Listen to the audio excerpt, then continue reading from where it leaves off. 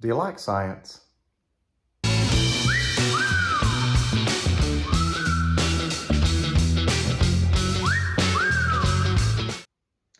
Good morning. Today is the day. It's very exciting. We're going to assemble the differential. So we have to start by putting the races in.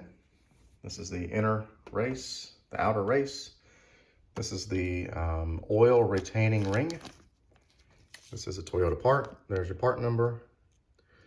So if you destroy yours, like I did mine, that's what you need. So where does the science come in? So if you look at temperatures, the housing is at 61 degrees. Let's see, about the same on the race. So what we want to do, we want to heat this up and we want to cool these down. So I'm going to throw these in the freezer. I'm going to try something different on this. I can't really put this in the oven, for obvious reasons. So I'm going to heat this up and we're going to freeze the races. Then we're going to come back and recheck the temperatures and we're going to get started. Nighty night. All right, so let's check the races.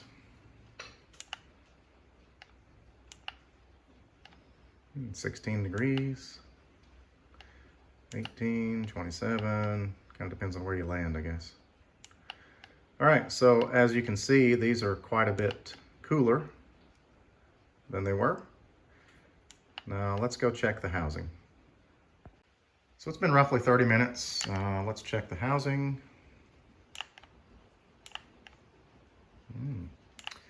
Nice and toasty.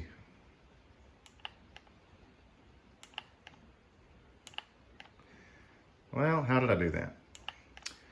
So my method is probably frowned upon in 38 states and illegal in 3 countries. I bought a couple of sterno cans. Look at a nice little fire down in there. All right, so let me get some stuff out of the way and we're gonna start pushing races in.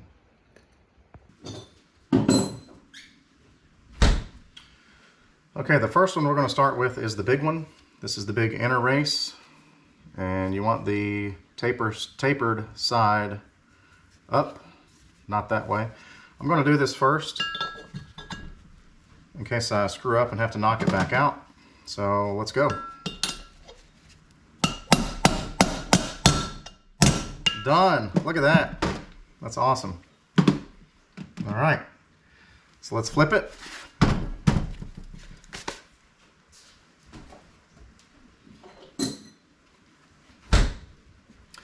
Next, we want to do our oil retainer.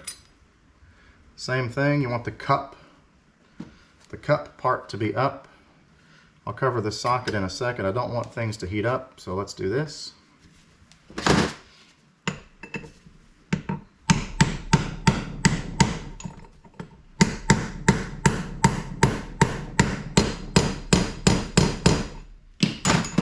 Okay, done there. And I do want to make sure this is clean.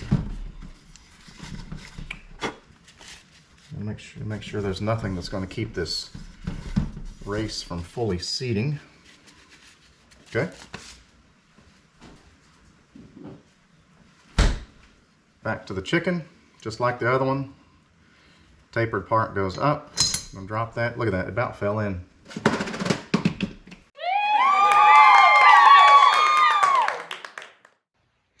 So basically what you saw there, the housing was hot, which causes it to expand.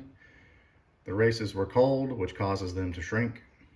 And this top race basically fell in. Okay, so here's the inner side.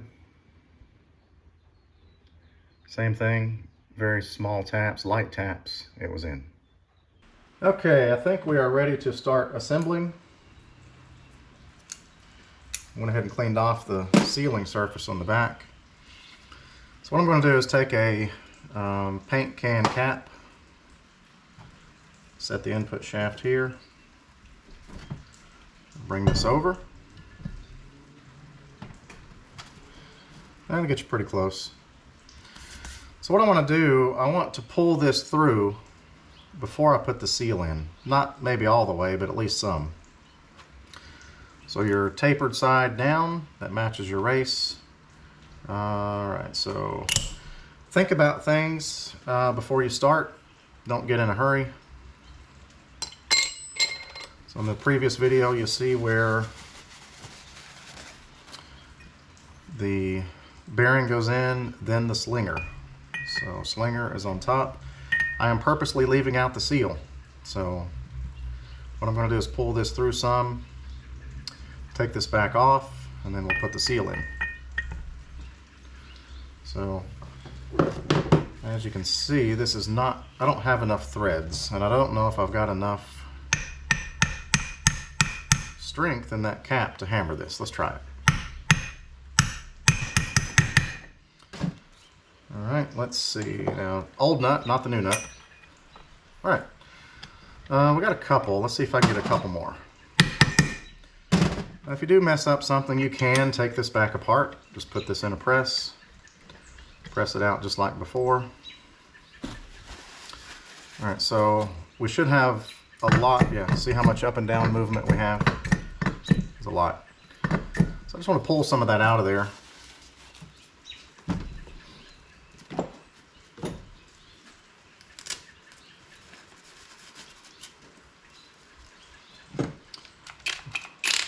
All right, so 30 millimeter, yeah, 30 millimeter socket. Whoop. Yeah, that may not work, guys.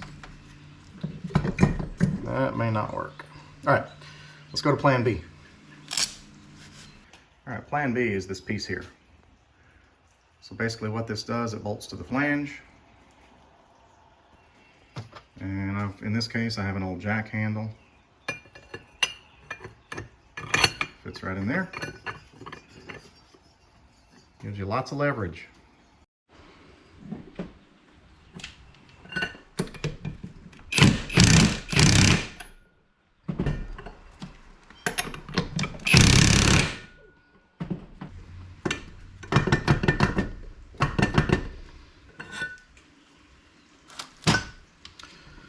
All right, so I think I've got all the slack out that I can get. I'm going to take this back off.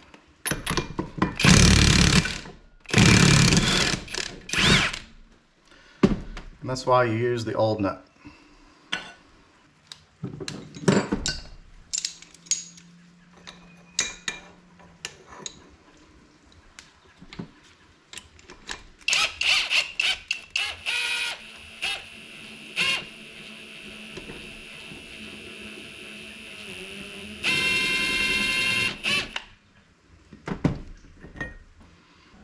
I'll put a thin coat of sealer. I really don't want to do this twice, so. I'm going to try one of the old races. This is an old carrier race.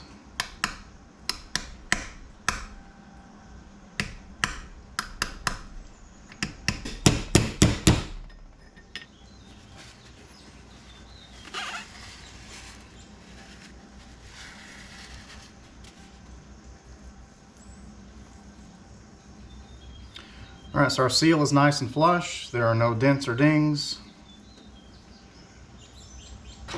Let's go back to our flange.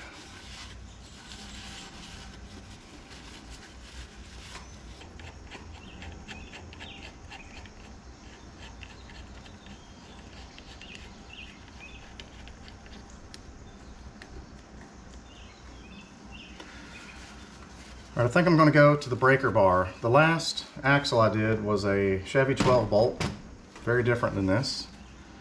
And I had to crush the sleeve with a breaker bar. That's why I have that piece. So rather than do this, I would rather be more controlled so I can watch the torque. It might also be worth noting the socket that I used to put the oil retaining ring in is a 1 11/16. This is a 3/4 inch drive. Look at this old little extension here. Bonnie, that's pretty cool. Made in USA. All right, here's my setup, guys. So I've got this tool on the flange. I've got the lowest part of the case on the bench. I want this to try to be as flat as you can. So this is no joke. I mean, I'm having to stand on this stool and using an additional jack handle. So what I've done at this point, I've just gotten the slack out of the bearings. This no longer moves in or out. You can't stand this up and pull this up or down anymore. So the slack is out of that. We're up against the crushed sleeve. I have already been crushing the sleeve because it's very tight, as you can tell. You guys that do this with an impact, God bless you. I don't think I could. So it's tough this way, but I don't think my impact would crush this far. So I've measured this, and let me rotate this up. I'll show you how we're going to measure bearing preload. This is going to be a multi-step process probably, but we are probably 90% through the battle here, getting this pinion gear in. So let me reset and I'll show you how to check the preload. So basically what you're going to need is an inch-pounds torque wrench. You cannot use a regular torque wrench. We're not measuring tightening torque or breakaway torque. What you're measuring is rotational torque. How much torque does it take to keep this turning? So if you look at this, we're maybe, see how that moves when I start to turn it? We're turning, so we're maybe 4, 4.5, and it's hard to tell. What I found online, I believe, I'll have to look this up again, do your own research, 12 to 15 inch-pounds. 12 inch-pounds is 1 foot-pound. So I'm going to confirm that. I'll turn this back down on its side and we'll go at it again. Okay, eat your Wheaties, guys. I'm going to turn this. I don't want to turn it much because we're already at 4, 4.5.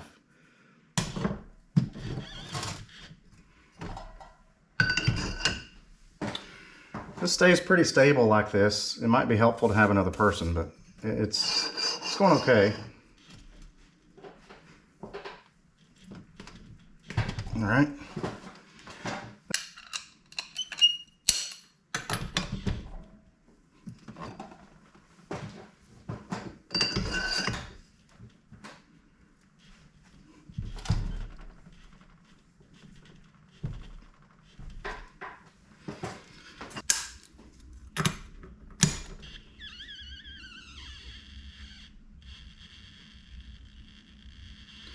All right, we're creeping up on 6.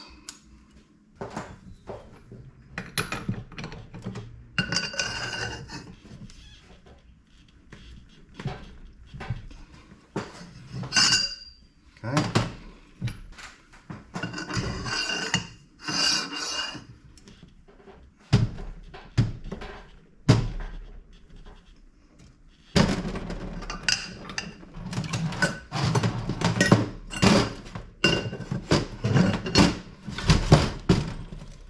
Okay, I can definitely tell the difference.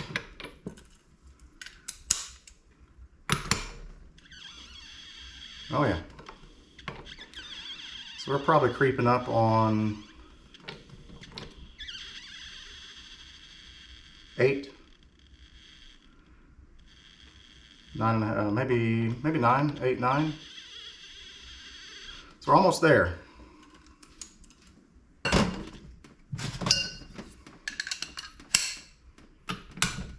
Just take a little turn here, just a little swipe.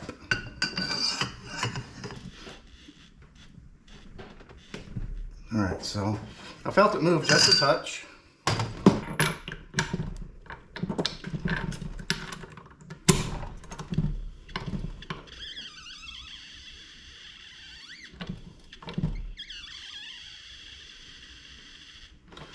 So we're probably at, we're flirting with 10 here. We're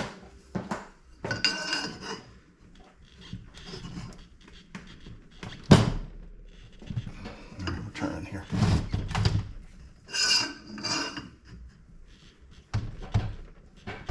All right, I got just a little bit of a turn.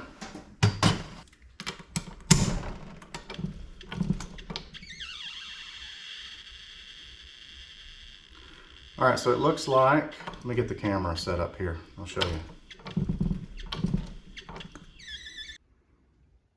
Okay guys, if you go back to the previous clip, maybe not the previous, but the clip where I showed you where we started, we were at about 4.5. This is 12, maybe 14. The spec that I found was 12 to 15 inch-pounds. Again, do your own research. I trust mine. I could be wrong, I don't know. But that squeaky here is just the new seal on the pinion flange. So we've definitely got at least 12, maybe 12.5. I'm gonna call that finished. So not hard, it's hard work. That's why it's called work. All right, tool is off. This turns nice and smooth. There's no binding, no catches, no up and down movement. And it will have a little bit of difficulty turning. That's your preload, your bearing preload. You crush that sleeve, the crush sleeve, that's your bearing preload. That's why you measure that in the rotational torque. So I'm gonna clean all this mess up. I've got to cut a hole in a bucket so I can set this down in a bucket. And then I think I'm gonna go ahead and start setting up the carrier. Important note, I almost forgot. Once you get this finished and you're satisfied with it, take a punch this part into that groove, and that basically locks this nut on there, keeps it from loosening. All right, so I ended up putting this tool back on here because it allows you to stand this up. If you turn this, it will get off balance and be harder to stand up. So you can turn this and find a good balance point.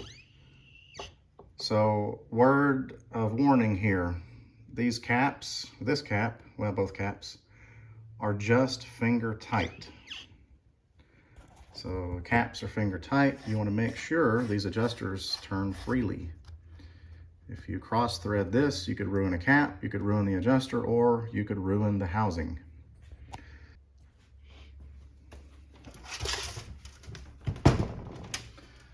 All right, let me make sure you're on screen.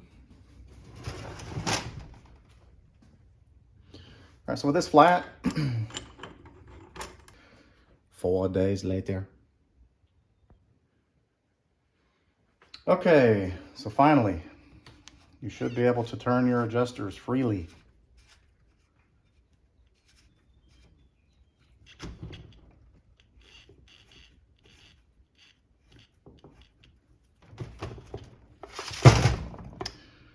Now, next step, I'm not totally sure what the next step I'm going to do. That's very loose. We want to go tighter with this side. We also have to set up the preload on these bearings. And if I remember right, that's measured at the pinion.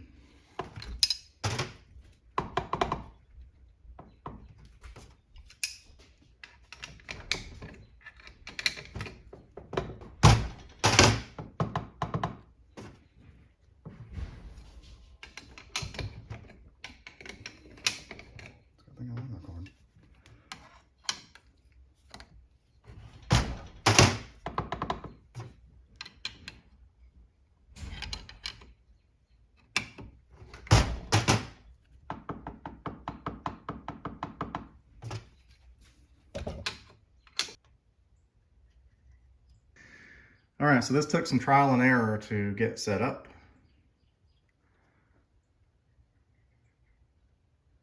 So what we're going to do is check the backlash on the gears. All right, so what we're going to do is check the backlash on the gears. I have the dial indicator set up. Zero it, and it looks like we are, if I can keep it at 0,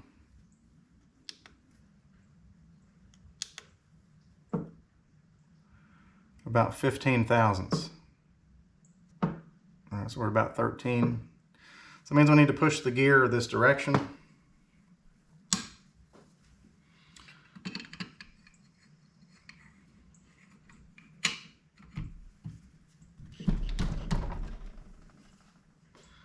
I'm not so worried about torque, carrier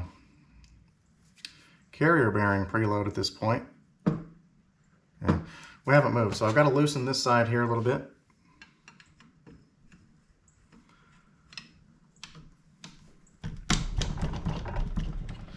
So we can move that gear closer to the pinion. I'm going to try to turn these in equal increments. I think I know what I'm doing. When I turn this, this is moving this out, so try not to turn that. Again, you want to have a repeatable measurement. Looks like we're at 10.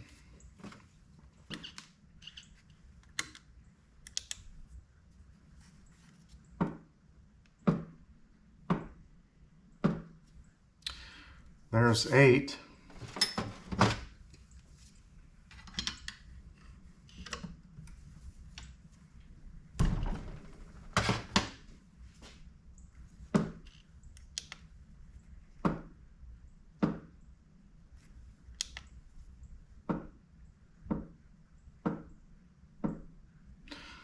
Let me look up the spec on that real quick. All right, so 6 to 10 apparently is backlash. If this is repeatable,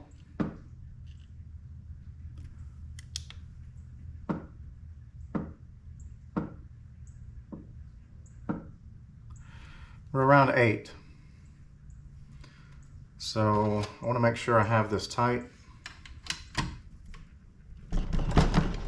We do have to check our carrier bearing preload next. That is also measured at the pinion. So let's see if we move this. All right, so it looks like we're at about 8.5. I'm going to stop this and put this on its side. All right, we are totally finished.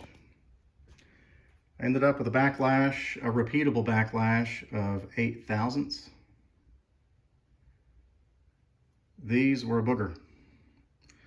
So I had to use a punch to tighten these. I do have some deformation on this. If I were to do this again, I think they make a tool that goes in here that you can put a ratchet on or a breaker bar. So in the future, if I do one of these, that is the route I'm going to go. If you're thinking about doing this, just go ahead and buy the tool. I had to use a punch. Started with a small punch, ended up going with this. The small punch, not the small punch, but the tip of the punch was too sharp, and that's what was boogering this up. I really had to hammer these. You know, these were tight. So what you're after, the pinion preload, where were we at there? 12 thousandths, I think. And how you measure carrier preload is out here. So you're going to keep tightening these, make sure and check your lash periodically. You don't want that to change. But you tighten these in the same increments until you achieve roughly about 20 more pounds, inch-pounds at the pinion. We're at about 30 here. Again, these were pretty tight. These had to be pretty tight to get that. So measured out here with the torque wrench, the inch-pounds, we're at about 30. Probably should be 32. I'm going to roll it. I really did not want to hammer these anymore. So both sides look about the same, and you know, I could have maybe rotated this to get some different holes, but I did go ahead and put the paint on here. I've never done this before, so if you can read a pattern, don't know if that's coast or accelerate. And then the other side, if I get this to turn, That's the other side. So we're going to clean this up, wrap everything up, probably grab some lunch, and I think this is going to go in the 4Runner. I appreciate you watching. Leave a thumbs up if you like the video. Please subscribe. I would appreciate it. And we'll see you on the next one.